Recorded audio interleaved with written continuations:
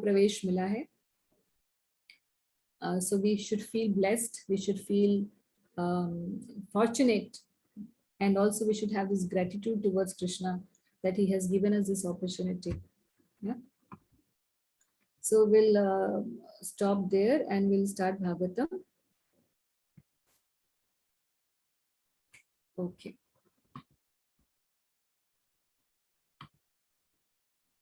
भागवतम में हमारा छठा चैप्टर चल रहा है. जस्ट चैंट द मंगलाचरण एंड देन वी स्टार्ट.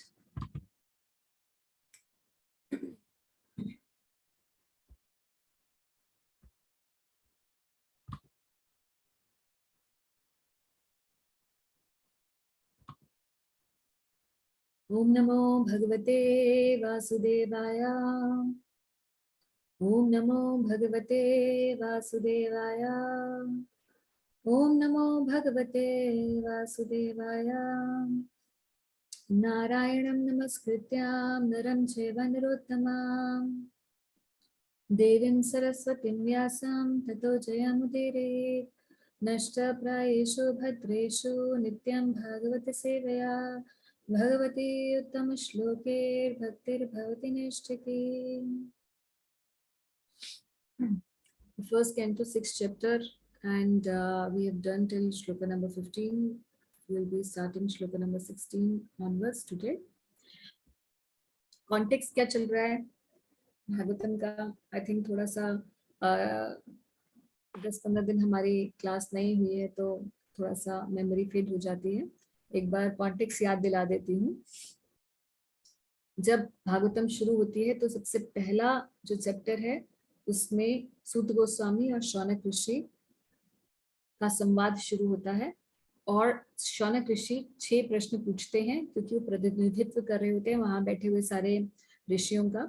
6 प्रश्न पूछते हैं सूत गोस्वामी जी से और सूत गोस्वामी इनका रिप्लाई करते हैं. पहले 3 अध्याय सिर्फ इसी प्रश्नोत्तर में निकलते हैं.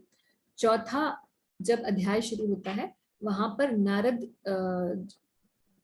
माफ कीजिए वहां पर सूत गोस्वामी से प्रश्न 3 और पूछे जाते हैं about the speaker, about the listener and about the writer और compiler let's say of Bhagavatam, कि व्यास देव जी को क्यों उन्होंने लिखा ये ग्रंथ श्रीमद् भागवतम. और उसी प्रश्न के उत्तर में 5वां और चौथा, 5वां और ये छठा अध्याय चल रहा है कि कैसे व्यास देव जी को इंस्पिरेशन मिली श्रीमद् भागवतम लिखने की. तो अब ये इस सीक्वेंस में चल रहे हैं चैप्टर्स. हम देख चुके हैं पिछले अध्याय में कि नारद जी ये बता चुके हैं व्यास देव जी की क्या गलती है और उन्होंने इतने सारे वैदिक साहित्य का संकलन किया मगर उन्होंने भक्ति के बारे में खुद उसकी चर्चा नहीं की, डायरेक्टली उसके बारे में बताया नहीं, महिमा नहीं गाई है भक्ति की. और अब नारद जी चाह रहे हैं कि व्यास देव जी ऐसा ग्रंथ लिखें कि जिसमें केवल शुद्ध भक्ति के बारे में ही बताया गया हो और कोई धर्म अर्थ काम मोक्ष के बारे में बातें ना हो. शुद्ध रूप से शुद्ध भक्ति पर जो केवल भक्ति जिसे कहते हैं या शुद्ध भक्ति कहते हैं या अनन्य भक्ति कहते हैं, उसके ऊपर ही एक ग्रंथ लिखा जाना चाहिए. और वो इसलिए आवश्यक है ताकि लोगों को असली जो ज्ञान है प्राप्त हो सके. उन्हें धर्म के नाम पर चीटिंग ना, in the name of religion they should not be cheated with the earth, kama, moksha, etc. They should be given pure Krishna consciousness. That is the idea of Narad ji. ये बताते बताते और ये बताने में कि भक्ति की कितनी महिमा है, नारद जी ने अपना एग्जाम्पल दिया और नारद जी ने अपनी स्टोरी बताई. और अब इस छठे अध्याय की शुरुआत में व्यासदेव जी और इस कथा के ऊपर डिग कर रहे हैं और पूछ रहे हैं नारद जी से कि जब वो आपके गुरुजन वहां से चले गए तो आपको किस प्रकार से प्रेम की प्राप्ति हुई, आपने क्या क्या किया. और नारद जी ने बताया अपनी लाइफ के बारे में कि कैसे उनकी माता जो है, जब वो 5 साल के थे तो उनकी माता चली गई थी. और फिर नारद जी जगह जगह ट्रेवल करने लगे अकेले ही started travelling to various places. And while he was travelling then he reached at a place, एक बैनियन ट्री के नीचे वो बैठे एक वन में. और फिर नारद जी ने ध्यान लगाया अभी नारद जी नहीं बने हैं जिनको हम जानते हैं। नारद जी ये अभी पिछले जन्म में ही छोटा बालक है, 5 साल का। और अभी 5 साल के बालक ने एक बरगद के पेड़ के नीचे, अश्वत्थ पेड़ के नीचे बैठे हैं और ये ध्यान लगा रहे हैं भगवान के ऊपर। और फिर देखते हैं कि क्या हुआ। तो अब ये 16वें श्लोक से हम लोग पाठ शुरू करेंगे।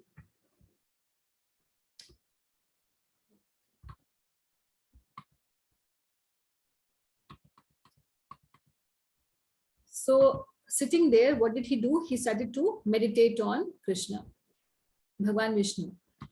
As soon as I began to meditate with my mind transformed in transcendental love upon the lotus feet of the personality of Godhead, tears rolled down my eyes, and without delay, the personality of Godhead, Shri Krishna, appeared on the lotus of my heart.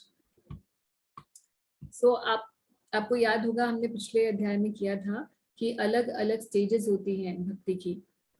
कौन कौन सी stages होती हैं, किसी को याद है कोई stages?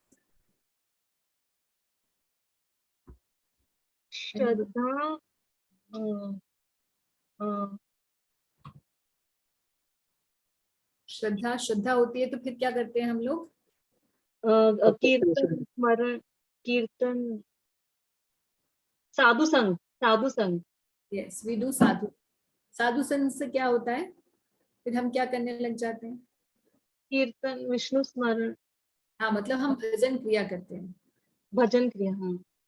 तो भजन क्रिया में 9 विधियां होती हैं, जिसमें श्रवण, कीर्तन, स्मरण, पाद सेवनम, अर्चनम, वंदनम, दासनम, साख्यम, आत्मनिवेदनम होता है। वो भजन क्रिया ही है सारी। तो भजन क्रिया करने से फिर हमारे अंदर क्या चेंज आता है? हमारा आस्था भक्ति। और क्या होता है? शुद्धिकरण होता है ना, जिसको अनर्थ निवृत्ति कहते हैं, है ना। तो हम हमारे शुद्धिकरण होने लग जाते हैं, जिसको अनर्थ निवृत्ति कहते हैं। तो भजन क्रिया से अनर्थ निवृत्ति होती है। जब अनर्थ निवृत्ति हो जाती है, ऑलमोस्ट कंप्लीट हो जाती है, तो हम किस स्टेज पर आते हैं? निष्ठा की स्टेज। यस। और निष्ठा के बाद क्या होता है? Anybody who remembers? निष्ठा के बाद क्या होता है? रुचि बढ़ जाती है। यस, रुचि आती है। और रुचि के बाद आसक्ति।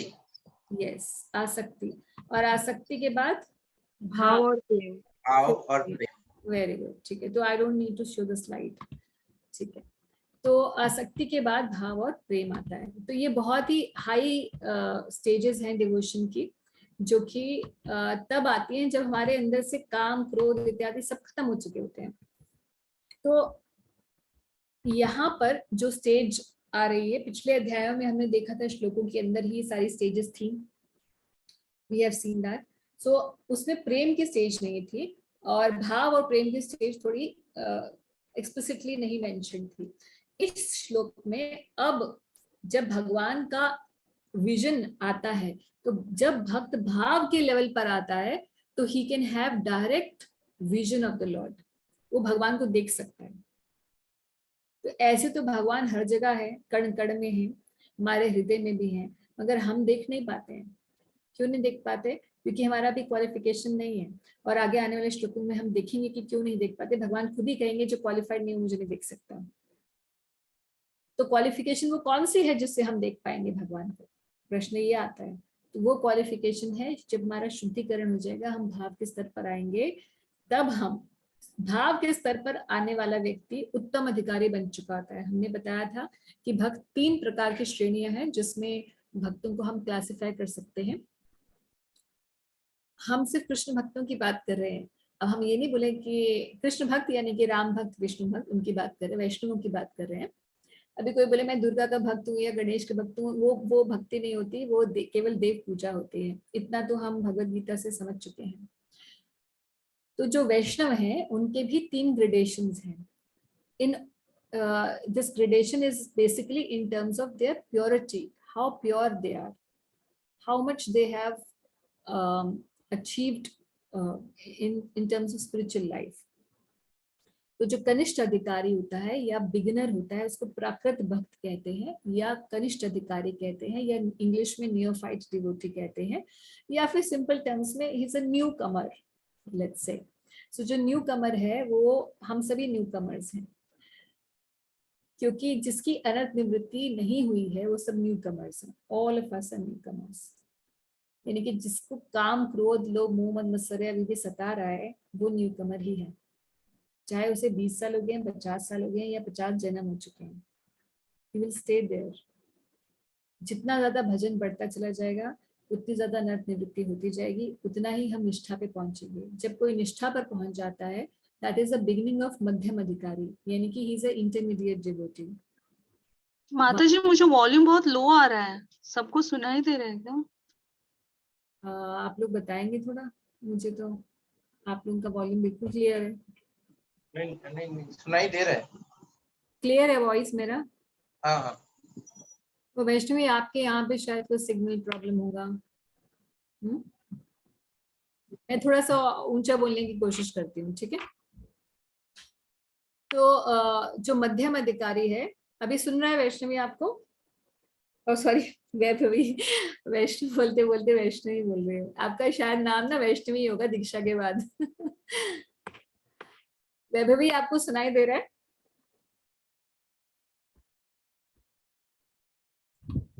शायद डिस्कनेक्ट हो गया। हाँ या आई थिंक हर ओके। सो जो इंटरमीडिएट डिवोटी है निष्ठा पर शुरू होता है, जहां पर लोअर मोड्स होते हैं जो यानी कि रजोगुण और तमोगुण, इसका प्रभाव खत्म हो जाता है भक्त के ऊपर। वो रहते हैं मगर वो भक्त उसके अंडर नहीं रहता, यानी कि उसे काम क्रोध इत्यादि सताते नहीं हैं, they are completely under his control. ये मीडियम मध्यम अधिकारी है, इंटरमीडिएट डिवोटी।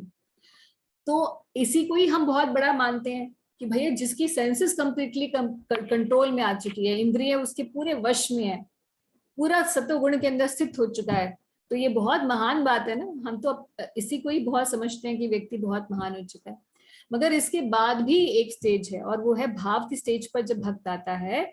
भाव की स्टेज वो स्टेज होती है जब उत्तम अधिकारी यानी कि सबसे शुद्ध भक्त की स्टेज आती है, थर्ड ग्रेडेशन, अपर ग्रेडेशन। यहाँ से भक्त शुरू होते हैं, उत्तम अधिकारियों की गणना शुरू होती है यहाँ से, यानी कि इसके ऊपर भी बहुत सारे स्टेजेस हैं। तो भाव के स्टेज पर होता क्या है, कैसे पता चलता है कि भाव की स्टेज आ गई है? तो ऑफ कोर्स जो पुरानी स्टेजेस हैं वो तो है ही है कि completely in the mode of goodness है। मध्यम अधिकारी तो कंप्लीटली मोड ऑफ गुडनेस में है। उत्तम अधिकारी सिर्फ गुडनेस में नहीं रहता, वो गुडनेस को ट्रांसेंड कर जाता है, वो ट्रांसेंडेंटल मोड ऑफ गुडनेस में आता है।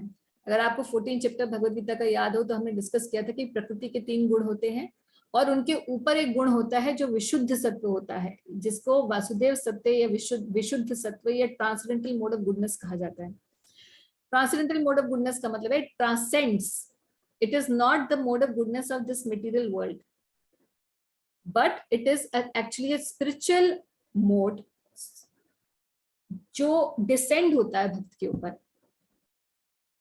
This is like a ray of you can say a ray of shower, which spiritual shower which the devotee gets from Krishna himself because he has sufficiently become purified. So this is that stage, भाव की स्थिति, जिसको यहाँ पर बताया जा रहा है। और जब ऐसी स्थिति आ जाती है भक्त की तो उसके लक्षण कैसे होते हैं वो भी शास्त्रों के अंदर बताए गए हैं। अगर आप नेक्टर ऑफ डिवोशन यानी कि श्री उपदेश अमृत भक्ति रसामृत सिंधु नाम का जो ग्रंथ है जिसको प्रभुपाद जी ने ट्रांसलेट किया है in the name of nectar of devotion, उसमें जाएंगे। 19वां अध्याय है इसका, नहीं 18वां अध्याय है। 18वां अध्याय है भाव के ऊपर, भाव की चर्चा है। वहां पे 9 सिम्टम्स लेट डाउन है कि कैसे पता चलेगा एक्चुअली कोई भक्त जो है भाव की स्थिति पर आ गया है।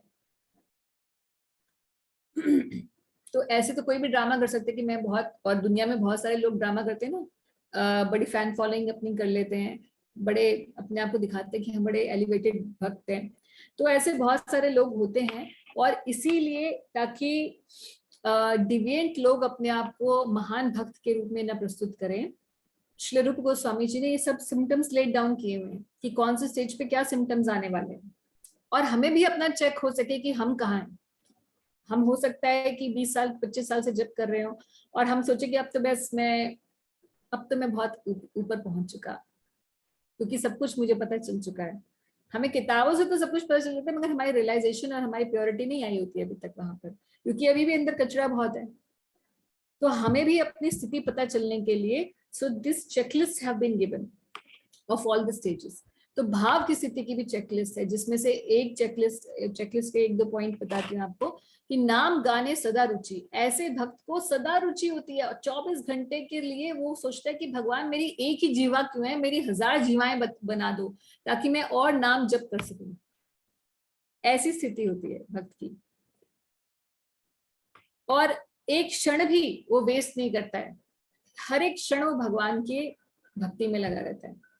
तो बहुत ऐसे 9 सिम्टम्स बताए गए हैं, भाव के लक्षण बताए गए हैं। तो ये जो स्थिति है भाव की स्थिति, इस स्थिति पर आकर भगवान अपने आप को रिवील करते हैं। This is the qualification where Krishna reveals, gives darshan of himself to the devotee, जो नारद जी को अभी हो रहे हैं। और ऐसी स्थिति में भक्त को अष्ट सात्विक विकार आते हैं। अष्ट सात्विक विकार, जिनको 8 बॉडीली ट्रांसफॉर्मेशंस कहा जाता है। They are spiritual transformations of the body. कई बार भक्त का जो कलर होता है, वो मान लीजिए कोई गोरा है तो काला हो जाएगा, और इनसेंसेंट फ्लो ऑफ टीयर्स, अश्रु रुकेंगे ही नहीं। तो शास्त्रों में हम देखते हैं, चैतन्य चरितामृत में हम देखते हैं कि भक्तों के इतने अश्रु बह रहे। चैतन्य चरितामृत छोड़िए कि जब नंद और यशोदा मैया, जो उद्धव जी आते हैं संदेश लेकर, जब कृष्ण मथुरा चले जाते हैं, उद्धव जी को भेजते हैं संदेश देने के लिए कि सबको जाके पेसिफाई करो, मैं आऊंगा। तो उद्धव जी जाते हैं, वहां पे नंद महाराज के घर के पास से एक छोटी सी स्ट्रीम निकल रही होती है, नदी निकल रही होती है। तो सोचते हैं जमुना है, जमुना जी की ब्रांच है, मगर वो जमुना जी की ब्रांच नहीं होती। वो नंद और यशोदा जी के भवन से जो भक्तों के अश्रु धारा बह रही होती है। अब हम सोच सकते हैं कि कोई इतने भी अश्रु निकाल सकता है। तो और कंपन होने लग जाता है, व्यक्ति पागल जैसा हो जाता है। पागल जैसा मतलब in spiritual ecstasy he becomes mad after Krishna. तो कई बार हम देखते हैं मंदिरों में, कई बार लोग आते हैं, they start to roll on the ground, they start to show this kind of symptoms falsely, and after 5 minutes they become okay, they are eating what ice creams and chowmeins and everything, and showing just being normal like normal people. So कई लोग इसको fake करते हैं। इसीलिए भक्त समाज में specifically जो हम रूप गोस्वामी के फॉलोअर्स हैं, श्रील प्रभुपाद जी के फॉलोअर्स हैं, ये एक्सेटिक सिम्टम्स भक्त को बाहर प्रकट नहीं करने चाहिए। ये हमारे संप्रदाय में एक चीज है जो सिखाई जाती है कि अपनी स्पिरिचुअल एक्सटेसिस को संभाल के रखना चाहिए। We should not present it, otherwise people in general population they will start to copy it and the whole thing will become too cheap. तो ऐसे भाव के सिम्टम्स जो हैं नारद जी को प्रस्तुत हो रहे हैं, वो देख रहे हैं कि tears roll down my eyes and without delay the personality of Godhead Krishna appeared on the lotus of my heart। तो उनके हृदय कमल पर अब भगवान श्री कृष्ण को उनको दर्शन होने लगा अपने हृदय में, उस छोटे से 5 साल के बालक को। तो प्रभुपाद यहाँ पर भाव शब्द की परिभाषा के ऊपर बहुत ज्यादा जोर दे रहे हैं।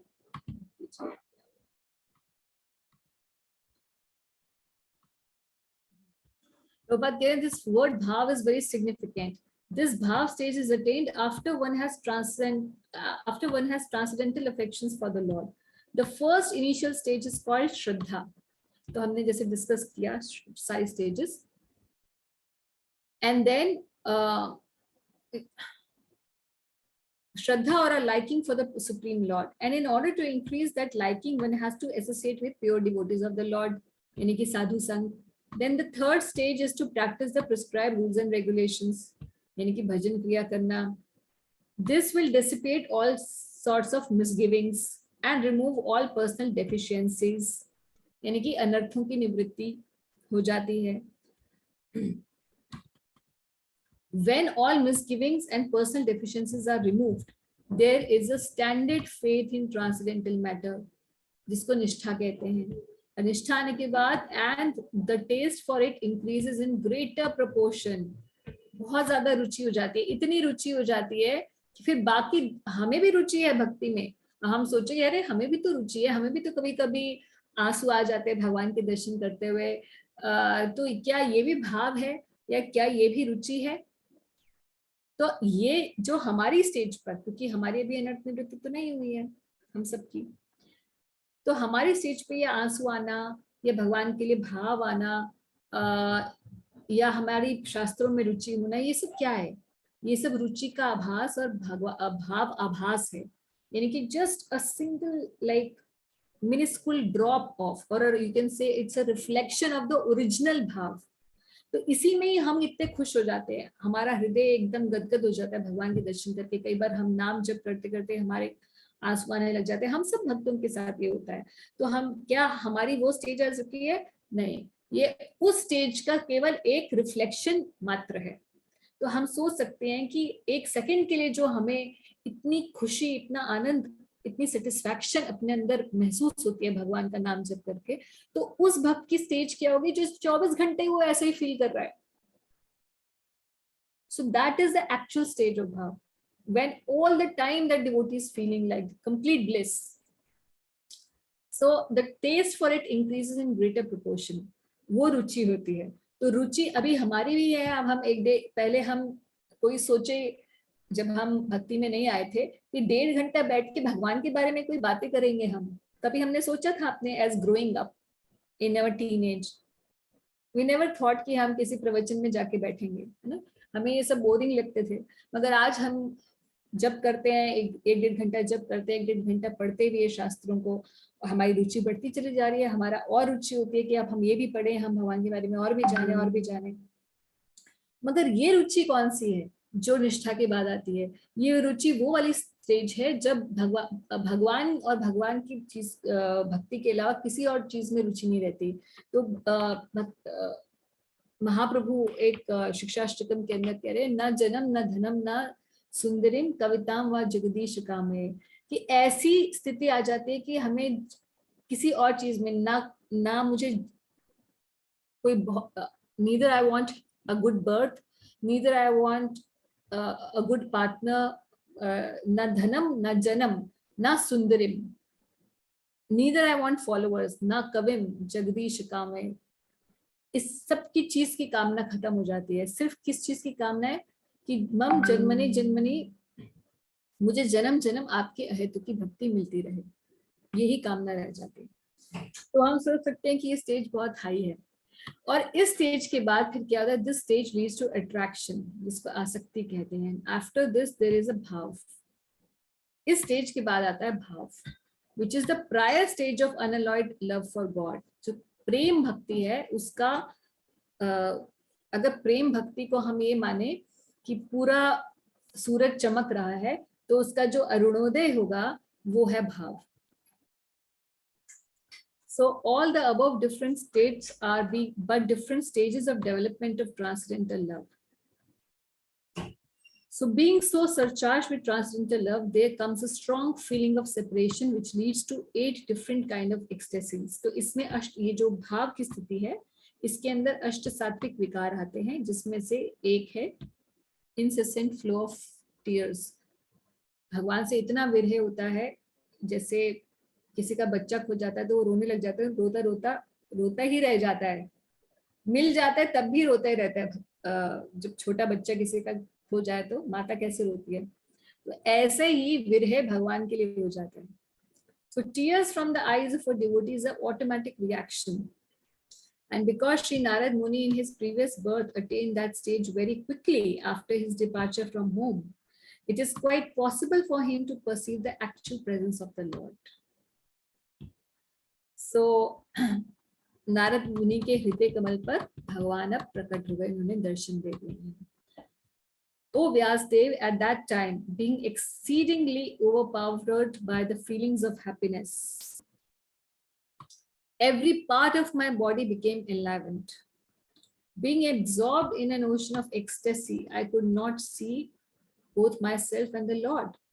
अब वो इतने ज्यादा भाव विभोर हो गए, इतने ज्यादा भाव विभोर हो गए, भगवान के दर्शन मिल गए नारद जी को, तो अब इतने भाव से इतने सरचार्ज हैं, इतने ओवरपावर्ड हैं उस फीलिंग से कि भगवान दिखने बंद हो गए। तो अब कोई बोले कि भाई हम ये कैसे समझ सकते हैं, कैसी ये कि every part of your body becomes enlivened, और जबरदस्त ऐसे आनंद जिसके अपनी मटेरियल तरीके हुआ था। तो okay, that may be some happiness around there, but that can never be, it has no comparison to the spiritual feeling of happiness that a devotee will have when he will meet Krishna. So इसीलिए Prabhupada कहते, therefore it's very difficult to give expression to such feelings. We can just have a glimpse of such ecstasy in the words of Shri Narad Muni. तो नारद जी जो है अब भाव विभोर होकर भगवान के दर्शन उनसे, form of Lord as it is many. Upon losing that form, I suddenly got up, being perturbed as is usual when one loses that which is desirable. तो पहले तो भगवान का दर्शन हुआ कुछ क्षण के लिए, और फिर इतने भाव विभोर हो गए कि अपने आप को भी भूल गए, भगवान के भी दर्शन लॉस्ट हो गए, और अब वो भगवान के दर्शन को वापस चाहेंगे कि मिल जाए, मगर वो दर्शन वापस नहीं मिलेंगे। और उससे वो इतने ज्यादा विह्वल हो गए, इतने परचर्ब्ड हो गए, he was so much in anxiety कि कहां गए, अभी तो मुझे ये स्थिति हो जाती है। Seen it again, he became perturbed and he stood up all of a sudden to search out. फिर वो ढूंढने लगे कहां गए भगवान। I desire to see again that transcendental form of the Lord.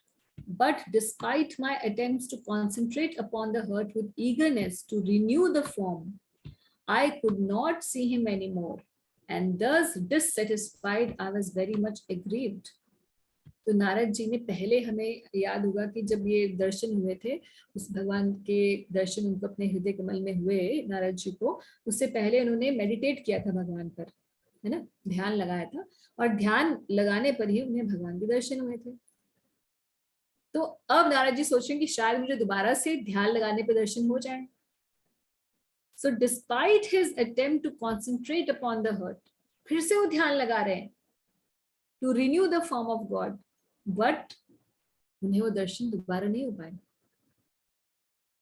और क्योंकि नहीं हो पाए तो बहुत व्याकुल हो गए, बहुत एग्रीव्ड हो गए कि क्यों मुझे दर्शन नहीं हो रहे, और अभी तो मुझे दर्शन हुए थे जब मैंने ध्यान लगाया और फिर से नहीं हो रहे। तो इससे ये भी प्रूव होता है, और प्रभुपाद जी यहाँ पर्पट में लिखेंगे कि भाई कोई मैकेनिकल तरीका नहीं है भगवान को दर्शन करने का, कि अब मैं बहुत महान बन गया हूँ तो मैं ध्यान लगाऊंगा तो भगवान आएंगे ही आएंगे मेरे हृदय में। ये भगवान स्वराट है। स्वराट का मतलब उनकी इच्छा है, वो आना चाहे या नहीं आना चाहे, उनकी इच्छा है तो किसी ऐसे भक्त को भी दर्शन दे देंगे जो कि उस लायक नहीं है, और कोई जो बहुत लायक है, अब नारद जी लायक है, बिल्कुल भाव की स्थिति पर आया हुआ भक्त है जो बिल्कुल इस लायक है कि उसे भगवान के दर्शन हो सके, मगर फिर भी भगवान रिजर्व कर रहे अपना राइट टू गिव दर्शन और not give Darshan. So Prabhupada is saying there is no mechanical process to see the form of the Lord. It completely depends on the causeless mercy of the Lord. We cannot demand the Lord to be present before our vision, just as we cannot demand the sun to rise up whenever we like. हम नहीं बोल सकते कि अभी सूरज, अब रात हो गई है तो सूरज अभी चाहिए मुझे तुम्हारे दर्शन। तो लोग ये बोलते हैं आपने कभी भगवान को देखा है? भक्तों से ऐसे पूछा जाता है ना कि आपने कभी भगवान को देखा है, या हम भगवान को देख क्यों नहीं पाते? जब तुम कह रहे हो कि भगवान सब जगह है तो हम भगवान को क्यों नहीं देख पा रहे? तो भगवान भगवद गीता में इसका आंसर दे रहे हैं कि भगवान कि अपने ही माया से भगवान सबको आवृत रखते हैं, भगवान सबको दर्शन नहीं देते हैं। 7 चैप्टर 9 चैप्टर भगवान कह रहे हैं कि I do not show myself to everyone. I keep myself hidden by the covering of Maya. So although through the scriptures we know that Krishna is everywhere, but still we are not able to see. And when will this Maya curtain will be lifted? When? By the process of devotional service, by the process of chanting the holy name, we will be sufficiently purified, we will come to the stage of bhav, then we will be able to see the Lord face to face. तो अब नारद जी को दर्शन तो हुए, अब नारद जी सोच रहे हैं इसी मैकेनिकल प्रोसेस से दोबारा हो जाए ध्यान की विधि से। तो Narad ji thought that the lord could be seen again by the same mechanical process which was successful in the first attempt, but in spite of his utmost endeavor he could not make the second attempt successful again. Why? Because the Lord is completely independent of all obligations. When he is pleased with someone, he will show himself. So अब भगवान तो देख रहे हैं कि छोटा सा बच्चा 5 साल का वन में अकेले बैठा मुझे पाने के लिए आतुर है और मेरे दर्शन लेने के बाद ऐसा व्याकुल हो चुका है मेरे दर्शन चले जाने पर।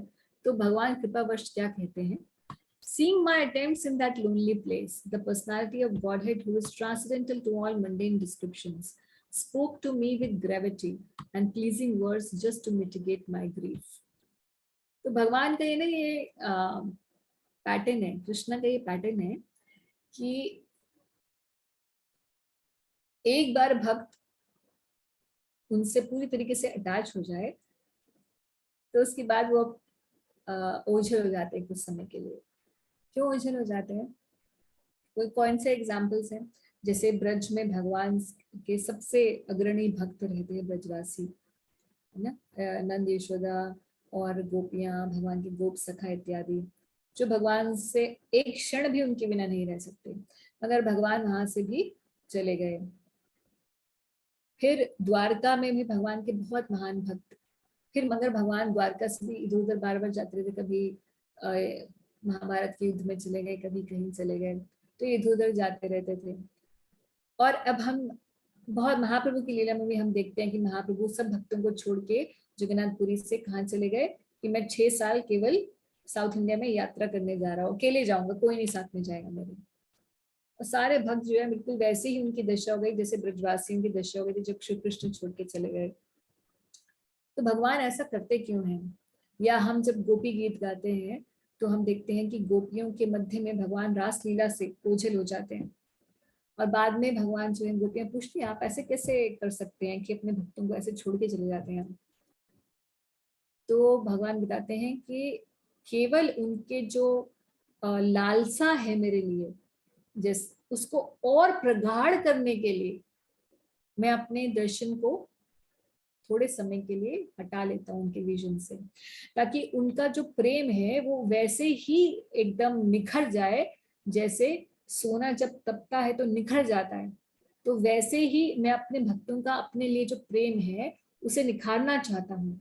इसीलिए मैं कुछ क्षण के लिए उन्हें ये वियोग दे देता हूँ अपने आप से। तो इस विरह की अग्नि में जब भक्त जलता है तो और मुझे प्रेम उसका जो मेरे लिए प्रेम है और समर्पण है वो और ज्यादा प्रगाढ़ हो जाता है।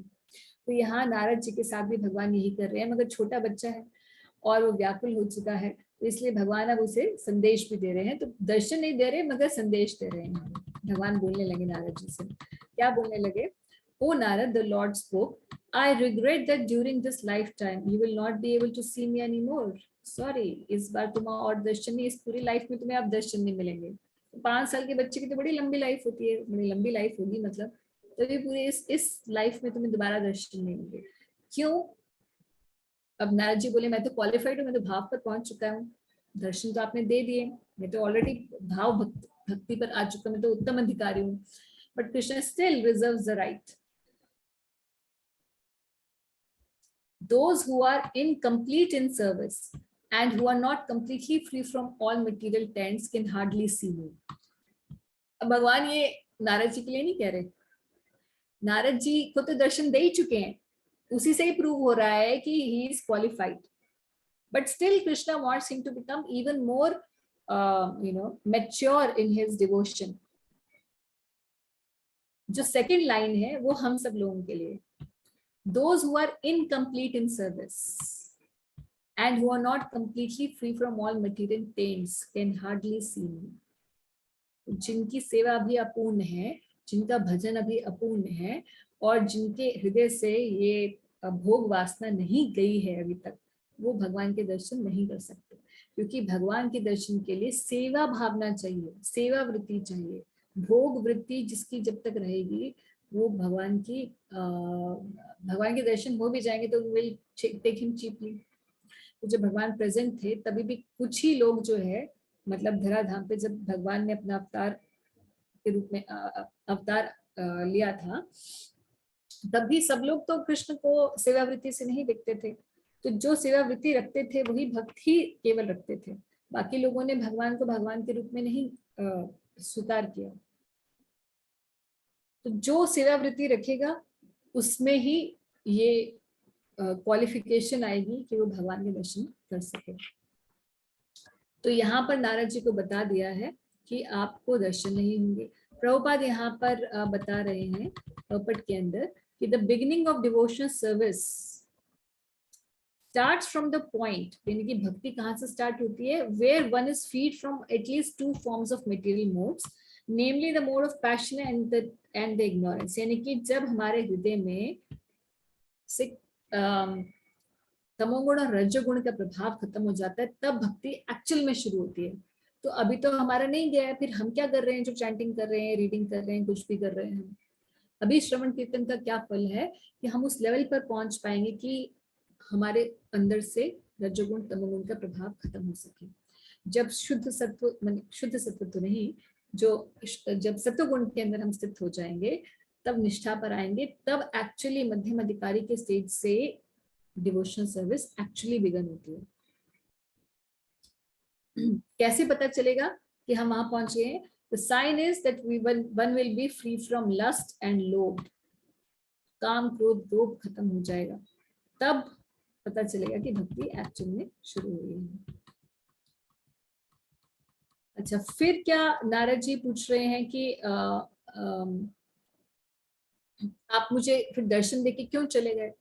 तो भगवान कह रहे हैं कि O virtuous one, you have only once seen my person and this is just to increase your desire for me. इसी बात पे भगवान आ गए कि और तुम्हारा जो लालसा है मेरे लिए, इसको लोभ कहते हैं, और हमारे वैष्णव सिद्धांत में इसको लौल्यम कहते हैं। लौल्यम ही एकमात्र मूल्य है श्री कृष्ण को प्राप्त करने का। व्हाट इज दैट लौल्यम? इंटेंस ग्रीड कि मुझे बस चाहिए ही है भगवान, कुछ भी हो जाए, I am ready to pay any price, that is called लौल्यम। तो भगवान कह रहे हैं आपका लौल्यम बढ़ाने के लिए मैं आपको, in order to, this is just to increase your desire for me, because the more you hanker for me, the more you will be freed from all material desires. तो इसीलिए हमारे गौड़ीय वैष्णव समाज के अंदर, हमारे सिद्धांत के अंदर विरह भाव, श्री चैतन्य महाप्रभु ने विरह भाव का प्रचार किया कि भगवान से हम विरह में हैं और हमेशा यही फील करना चाहिए कि कब मुझे कृष्ण मिलेंगे। ये विरह भाव क्यों असेंशियल है? क्योंकि जितना हम भगवान से विरह महसूस करते हैं उतना ही हम निखरते चले जाते हैं स्पिरिचुअली। और यहाँ पर नारद जी को भी भगवान इसी प्रकार से समझा रहे हैं कि हालांकि आप क्वालिफाइड हो, मगर फिर भी मैं आपका और लौल्यम बढ़ाना चाहता हूँ ताकि आप निखरते चले जाओ। And if there is anything left in your heart, that will also be finished by this intense desire to reach me. Okay, so यहीं पर हम लोग समाप्त करते हैं श्लोक नंबर 30 पर, और 30 नहीं, सॉरी 22 हमने किए हैं ना, हाँ 23 से हम लोग आगे,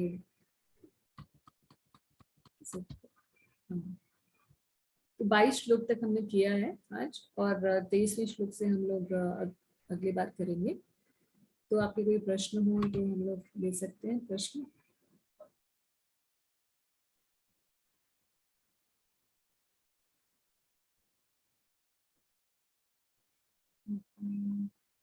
नो क्वेश्चंस?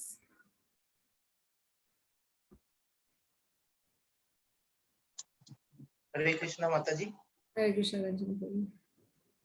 माता जी, एक थोड़ा सा अलग सा प्रश्न है। एक्चुअली अभी एक प्रवचन ही सुन रहे थे अभी अमल कृष्ण प्रभु जी, अभी कुछ दिन पहले, तो वो बता रहे थे कि जो भगवान को क्या पसंद है कि आप भगवान के भक्तों के भक्त बनिए, और मतलब कि अ, जो भगवान के शुद्ध भक्त हैं हाँ, उनका उनकी पूजा कीजिए, उनके दास बनिए, उनकी भक्ति कीजिए। तो एज पर जैसे हम देखते हैं कि अ, वैष्णवम शंभुवम जो कहते हैं, शिव जी तो सबसे बड़े भक्त हैं फिर। जी जी जी। तो मतलब कि शिव जी की भक्ति करना अच्छी बात है। इस तरह से तो शिव जी की भक्ति करनी चाहिए। तो मतलब कि वैसे ठीक है, एक्सप्लेनेशन मुझे जैसे लगा, तो मैं थोड़ा सा जानना चाहता हूँ कि इस पे आप क्या कहते हैं। हाँ प्रभु जी, इसमें ये तो बात तो बिल्कुल सही है कि भगवान के भक्तों का हमें भक्त बनना चाहिए। तो भगवान खुद ही कहते हैं, आदि पुराण में एक श्लोक है जिसमें कृष्ण अर्जुन को कह रहे हैं कि जो अपने आप को डायरेक्टली मुझसे जुड़ा हुआ मानता है वो, उसको मैं अपना भक्त नहीं मानता हूँ, मगर जो मेरे भक्तों का भक्त है वो मेरा असल में भक्त है। यानी कि जैसे हम अपने हम श्रील प्रभुपाद जी को सर्व करते हैं, है ना, या अपने गुरु को सर्व करते हैं, तो उनको ये मान के कि ये मेरे कृष्ण से मुझे, मतलब कृष्ण से मैं, मेरी क्या अभी औकात है कि मैं कृष्ण से डायरेक्टली संपर्क कर सकूं, मगर अपने गुरु के माध्यम से मैं भक्तों के माध्यम से ही मुझे भगवान मिले हैं, तो इन भक्तों की सेवा करता रहूंगा तो भगवान मुझे मिल ही जाएंगे। ये भाव रखना, दास दासानुदास का भाव रखना। अब प्रश्न ये आता है कि फिर तो वैष्णव में सबसे सार्वभौम माने जाते हैं शंभु, तो हम शिव भक्ति करें तो वो भी तो कृष्ण भक्ति ही होगी। तो इसमें ये बात सही भी और गलत भी। अगर हम शिव जी की कोई उपासना ये सोच के करता है या सेवा करता है शिव जी की ये सोच के कि वो वैष्णवों में सबसे अग्रणी है, श्री कृष्ण के भक्त है, तब तो उसे ये फल मिलेगा। मगर अधिकांश के 99.999% जो लोग हैं वो तो शिव जी को देवता मान के करते हैं या भगवान मान के करते हैं, इसीलिए उनको वो कृष्ण भक्ति नहीं कर पाते। और वैष्णवों में भी और अब बचे वैष्णव, क्योंकि वैष्णवों को ही पता है कि शिव जी जो है वो सबसे महान भक्तों में हमने वो करते हैं, उस प्रकार से गणना करते हैं। वैष्णवों में ये सिद्धांत तो है कि वैष्णवा नाम यथा शंभु, मगर हम वैष्णवों की उपासना भगवान से इंडिपेंडेंट नहीं करते हैं। हम एवरी डे, अगर आप देखेंगे हमारे मॉर्निंग प्रोग्राम में इस्कॉन के, तो पहले गुरु पूजा होती है, सबसे पहले 4:30 बजे आरती होती है, हम गुरु अष्टकम गाते हैं, है ना। गुरु अष्टकम के बाद हम नरसिंह पूजा करते हैं, फिर हम तुलसी पूजा करते हैं। तो नरसिंह पूजा मतलब श्री कृष्ण की पूजा तो हो रही है, मगर साथ ही साथ गुरु की भी पूजा कर रहे हैं, फिर हम गुरु पूजा भी करते हैं, और हम लोग तुलसी की भी अर्चना करते हैं। तो ये तदीय वस्तु के रूप में करते हैं। ये सब भगवान के भक्तों की भी हम पूजा करते हैं ताकि हमें भगवान की भक्ति में आगे बढ़ा सकें, भक्तों की कृपा से हमें भगवान की भक्ति मिले, मगर उनको हम इंडिपेंडेंट ऑफ कृष्णा नहीं देखते। सो हम ये नहीं करते कि अब मैं सिर्फ तुलसी पूजा ही करूंगी या मैं सिर्फ गुरु पूजा ही करूंगी, कृष्ण की पूजा छोड़ो क्योंकि मुझे अब गुरु की पूजा मिल गई तो, और बस अब कृष्ण मुझे रिकॉग्नाइज कर ही लेंगे। That is not the way. तो सिखिज्म में क्या प्रॉब्लम है, या और भी जो ये जो 13 आपा संप्रदाय हमने डिस्कस किए ना, उनमें से एक संप्रदाय ऐसा भी है, गुरु को ही सब कुछ मान लेना। क्योंकि वो बड़ा फेमस है ना इंडिया में कि गुरु और गोविंद दोनों खड़े, है ना, किसको मैं पहले वो करूं, है ना, पहले गुरु को वो करूंगा ताकि गोविंद, जिसने मुझे गोविंद मिलाया है ना। सो ये इसमें बस यही भेद है कि गुरु को इंडिपेंडेंट समझ लेना भगवान से और सिर्फ गुरु की ही के ही पीछे चल जाना, या गुरु और कृष्ण दोनों को साथ में रख के चलना।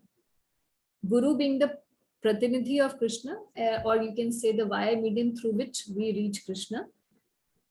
And that's why we respect Guru or the Vaishnavas like that. Okay? हरे कृष्ण। ठीक है, तो हरे कृष्ण माता जी। हरे कृष्ण।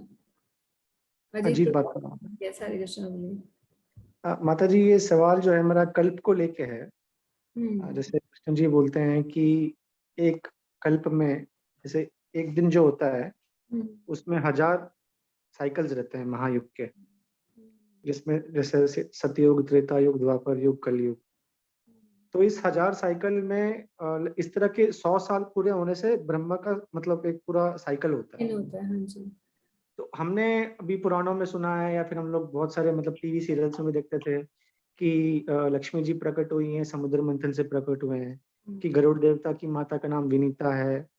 तो ये सब कौन से कल्प में हुए हैं? मतलब ऐसे इस कल्प के पहले भी मतलब लक्ष्मी जी नहीं थे या फिर मतलब क्या इसका क्या स्टोरी है?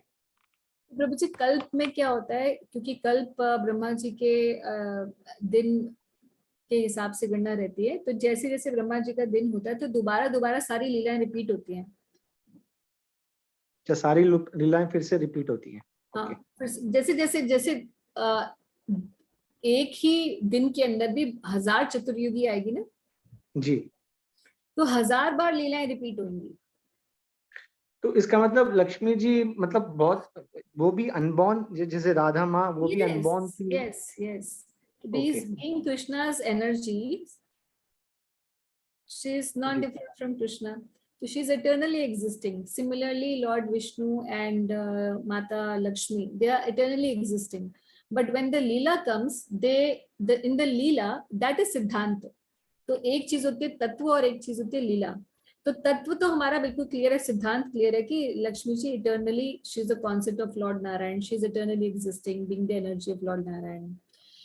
जी। And on the other hand, when the Leela comes, then they show an appearance कि सागर मंथन हो रहा है और लक्ष्मी जी आ रही हैं, और लक्ष्मी जी को आते ही फिर वो देख रही हैं कि सब लोग चाह रहे हैं कि वो वरमाला उन्हें दे दें, मगर लक्ष्मी जी सीधा जाके नारायण भगवान से शादी कर लेती हैं। तो ये इस तरीके से विवाह होता है, but eternally they are married. So लीला है तत्व इस तरीके से चलता है। जी मैम, थैंक यू।